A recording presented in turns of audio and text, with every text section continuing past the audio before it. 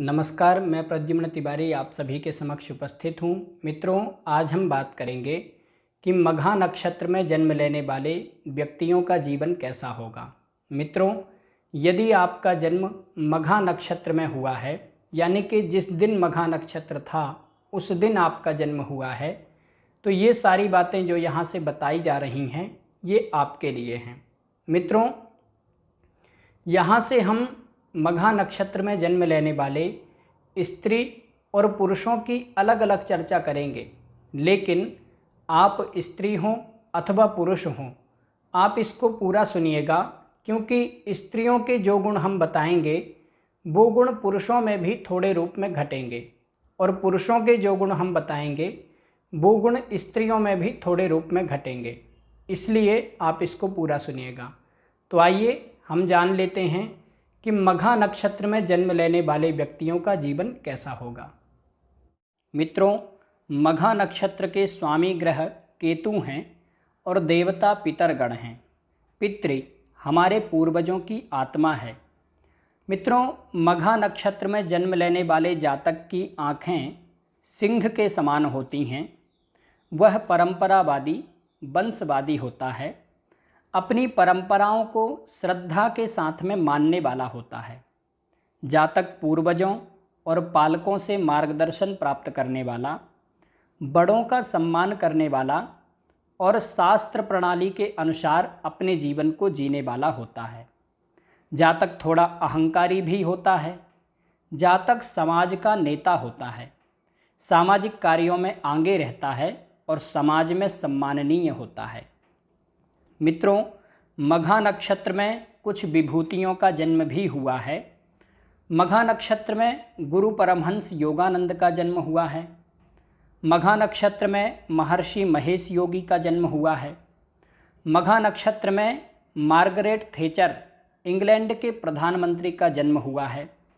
मघा नक्षत्र में Nikita Khrushchev Soviet रूस सुप्रीमो का जन्म भी मघा नक्षत्र में हुआ है। मित्रों, मघा अर्थात प्रमुख, प्रभावशाली, मनोरंजक, उदार, कुलीन, उत्तम होता है। जातक अमीर, धनवान, पहाड़ों में घूमने का शौकीन, व्यापारी, स्त्रियों से नफरत करने वाला होता है। यह बहुत नौकर रखने वाला, भोगी, पिता का भक्त, उद्यमी, मेहनती, सेनापति, राज्याश्रित या फिर प्रशासक होता है। यदि हम पुरुष जातक की बात करें तो मघा नक्षत्र में जन्म लेने वाले पुरुष जातक की उन्नत नाक, शरीर रोमयुक्त, हाथ और कंधों के नीचे मस्सा अथवा कोई चिन्ह होता है।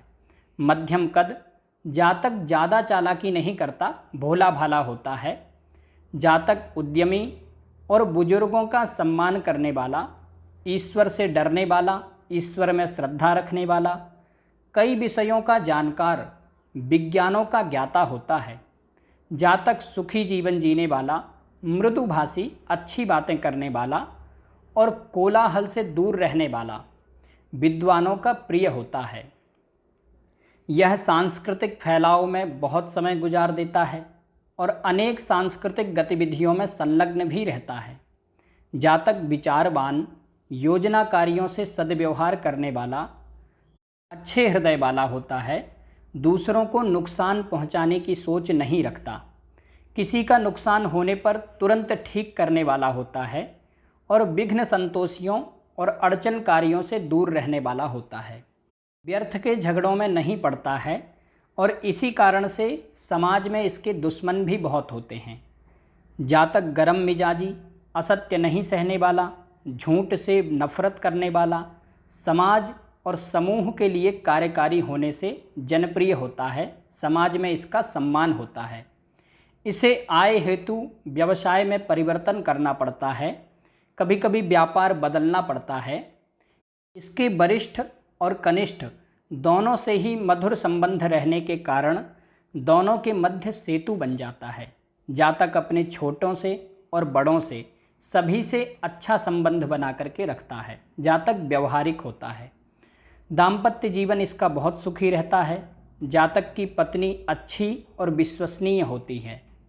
जातक को अनेक जिम्मेदारियां उठानी पड़ती हैं। जातक रतौंधी रोग से ग्रस्त होता है। यदि मघा नक्षत्र में शनि और मंगल की युति हो या इस पर शनि और मंगल की दृष्टि हो तो जातक को कोई बड़ा रोग भी होता है। आइए अब हम बात कर लेते हैं कि मघा नक्षत्र में यदि किसी स्त्री का जन्म हुआ हो तो उसके अंदर और क्या क्या विशेषताएं होंगी। मित्रों, स्त्री जातक के गुण दोष भी पुरुषों के समान ही होते हैं, लेकिन कुछ थोड़ा अंतर है। स्त्री जातक ईमानदार, साफ साफ बात कहने वाली, बातों को घुमा फिरा करके गोलमोल तरीके से नहीं कहती है, सच बोलने वाली होती है, स्पष्ट और मुंह पर बोलने वाली होती है। स्त्री महत्वाकांक्षी, निर्भीक, निडर और अति सुंदर दिखने वाली होती है। इसके लंबे लंबे बाल होते हैं। यह थोड़ी झगड़ालू प्रवृत्ति की भी होती है, लेकिन दानी और ईश्वर से डरने वाली होती है। यह गृह कार्य में दक्ष होती है और कार्यालय के कार्य में भी दक्ष होती है, और ये निस्वार्थ भाव से लोगों की सहायता करने वाली होती है, परोपकार करने वाली होती है, समाज में लोगों की सहायता करती है। लेकिन गुस्सा इसकी नाक पर रखा होता है। ये क्षणिक क्रोधी होती है। इसको क्रोध बहुत जल्दी आता है। यदि कुंडली में बृहस्पति मघा नक्षत्र में हो तो यह स्त्री उच्च पद पर विराजमान होती है अथवा महाधनी होती है, धनवान होती है। यह परिवार में मनमुटाव, मतभेद कराने वाली भी होती है। मघा नक्षत्र में जन्म लेने वाली स्त्री पति भक्त होती है, अपने पति की बात मानने वाली होती है, धार्मिक, परंतु कभी कभी गर्भाशय रोगी भी होती है। इनको गर्भाशय से संबंधित रोगों में बहुत सावधान रहना चाहिए।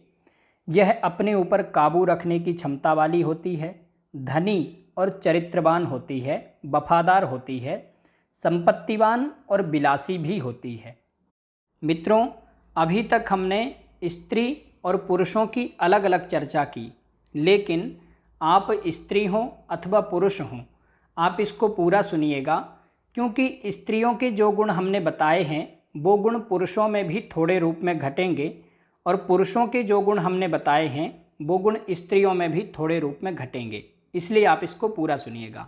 आइए अब हम स्त्री और पुरुष दोनों की चर्चा एक साथ कर लेते हैं। मित्रों, मघा नक्षत्र में जन्म लेने वाली स्त्री और पुरुष दोनों के शरीर में भराव होता है। अधिकतर मांसल शरीर और ठुड्डी भी मांसल व भारी होती है। पेट के दोनों पार्श्व में भी थुलथुलापन रहता है। जातक सहनशील, कुशल वक्ता, अच्छी बातें करने वाला और क्रोधी होता है। देवों और पितरों का पूजन तथा यज्ञादि कर्म में इनकी रुचि होती है। दान पुण्य में इनकी गति रहती है, इसलिए तेजस्विता इनके व्यक्तित्व का अंग होती है। ये परोपकारी होते हैं, इसलिए ये तेजस्वी स्वभाव के होते हैं। इनके पास धन संपत्ति अच्छी होती है और नौकरों का सुख भी अच्छा रहता है। सांसारिक सुखों और भोगों के प्रति आकर्षण भी होता है। मघा नक्षत्र में जन्म लेने वाले व्यक्तियों को धर्म, अर्थ, काम तीनों पुरुषार्थों की प्राप्ति होती है और ये परिश्रमी भी होते हैं। इनका सामाजिक और आर्थिक स्तर बहुत अच्छा होने के कारण इनके बहुत से मित्र इनके शत्रु भी बन जाते हैं। समाज में इनसे जलने वाले, इनसे ईर्ष्या करने वाले भी बहुत होते हैं। लेकिन इनको धन और जन दोनों का सुख उत्तम मिलता है। माता के साथ यज्ञादि कर्म और पितृकार्य संपन्न करता है। पिता का सुख अल्प होता है। जातक उच्च शिक्षा प्राप्तक, इनका जीवन साथी तुनक मिजाजी और जातक स्वयं कठोर हृदय वाला होता है। जातक विद्वानों में मान्य, ईश्वर और पूर्वजों का पूजक होता है। रहस्यमयी स्वभाव का होता है। ये कोई भी काम करते हैं तो उसका हल्ला नहीं पीटते हैं, चुपचाप काम करते हैं, रहस्यमयी स्वभाव के होते हैं। उद्यमी, मेहनती होते हैं, दयालु होते हैं, क्रोधी भी होते हैं और उदार, महत्वाकांक्षी होते हैं। जातक गर्वीला, अभिमानी स्वभाव का होगा, लेकिन जातक मिलनसार और सकारात्मक दृष्टिकोण वाला होता है। जातक संपत्तिवान और विलासी होता है, लेकिन जातक कुशल नेतृत्वकर्ता, अधिकारी, मनोरंजनकर्ता, संगीतज्ञ, ध्यान देने योग्य, साहसिक कार्य करने वाला, परंतु थोड़ा अभिमानी, घमंडी, परंतु राजा के समान यात्रा प्रिय, आध्यात्मिक और खानदानी होता है, यानी कि कुलीन होता है, अच्छे खानदान से संपर्क रखने वाला होता है। जातक ईश्वर और पूर्वजों का पूजक होता है। जातक समाज में मान सम्मान प्राप्त करने वाला होता है। जातक यौन प्रलोभन में आने वाला भी होता है, अति कामुक प्रवृत्ति का होता है। जातक जनप्रिय, नौकरयुक्त और गहरी जड़ों वाला होता है, यानी कि चाह करके भी कोई इनका समाज में सम्मान कम नहीं कर पाता है। ये समाज में अच्छे सम्मानित होते हैं और मेहनती भी होते हैं, अपनी मेहनत से अच्छी सफलता प्राप्त करते हैं। मित्रों, अभी तक हमने मघा नक्षत्र में जन्म लेने वाले व्यक्तियों का जीवन कैसा होगा इस विषय पर विचार किया।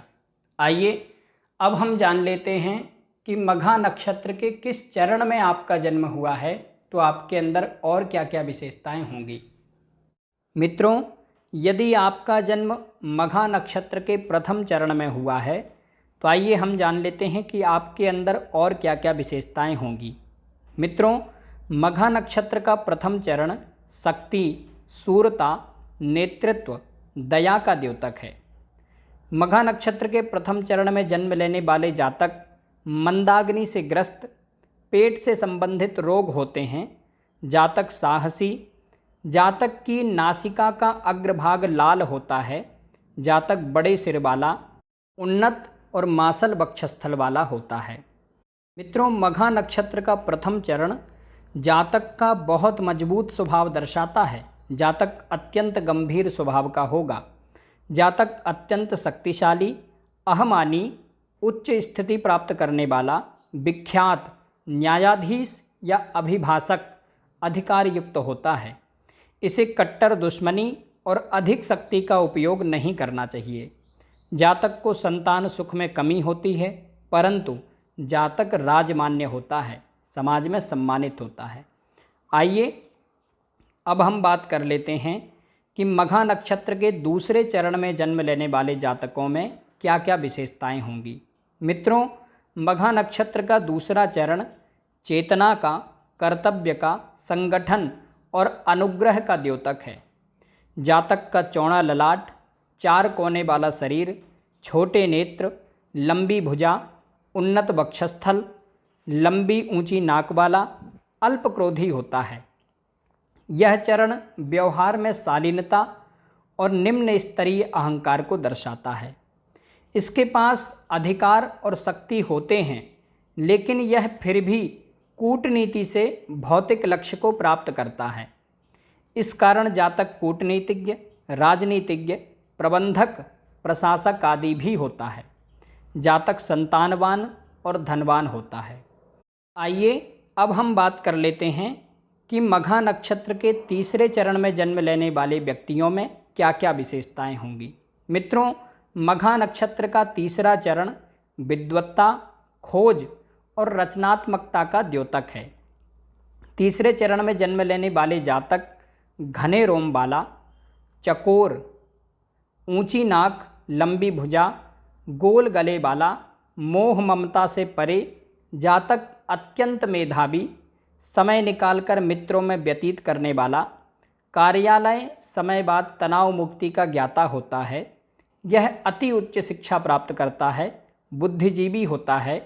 जातक यात्राएं करने वाला, परंतु जातक कभी कभी रोगों से भी परेशान रहता है। आइए अब हम बात कर लेते हैं कि मघा नक्षत्र के चौथे चरण में जन्म लेने वाले व्यक्तियों में क्या क्या विशेषताएं होंगी। मित्रों, मघा नक्षत्र का चौथा चरण संस्कार, पैतृकता और खुशहाली, दान का द्योतक है।